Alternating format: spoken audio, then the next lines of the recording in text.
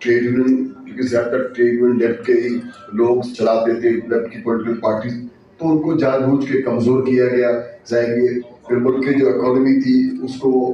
اس لینچ پہ لایا کہ بجائے زیادہ لیبر انٹینسو انڈسٹری کے بجائے وہ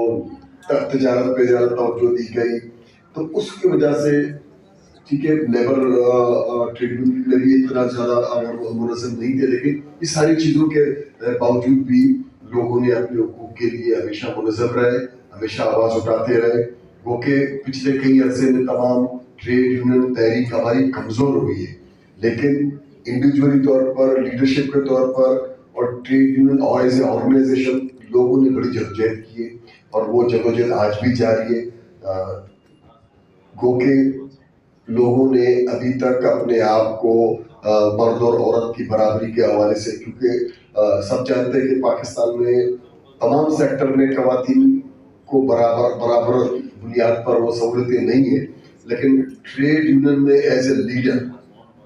ان کی شمولیت بہت کم ہے. فاطمہ نے جو بات کی ہے تو اس میں دو تین باتیں تو بہت اہم ہیں. جو لوگ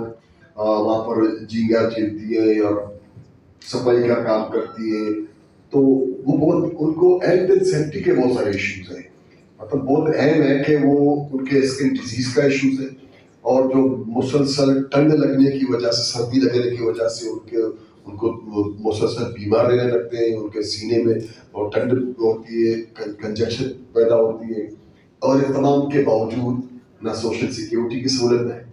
نہ وہ بڑھاپے کی پینشن کی سہولت ہے. تو یہ اوورآل سارے مسئلے, لیکن میں سمجھتا ہوں کہ خواتین اگر لیڈرشپ میں آئیں گی, جیسے بالکل یہ تو لیڈی ہیلتھ ورکر نے ثابت کیا,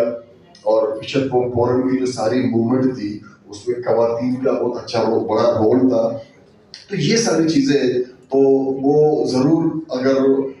مرد کہیں ٹریڈ یونین میں, کہیں کمیونٹی کی تحریک میں کہیں کمپرومائز کرے یا کہیں پیچھے ہٹے, اگر وہاں پر خواتین لیڈرشپ میں ہوں گی تو میں سمجھتا ہوں کہ ضرور وہ حاصلات ضرور حاصل کر لیں گے جس کے لیے وہ تنظیم بنائیں گے, جس کے ٹریٹمنٹ کی بنیاد رکھے گی. وہ انہیں الفاظ کے ساتھ آپ تمام کا شکریہ, اس لیے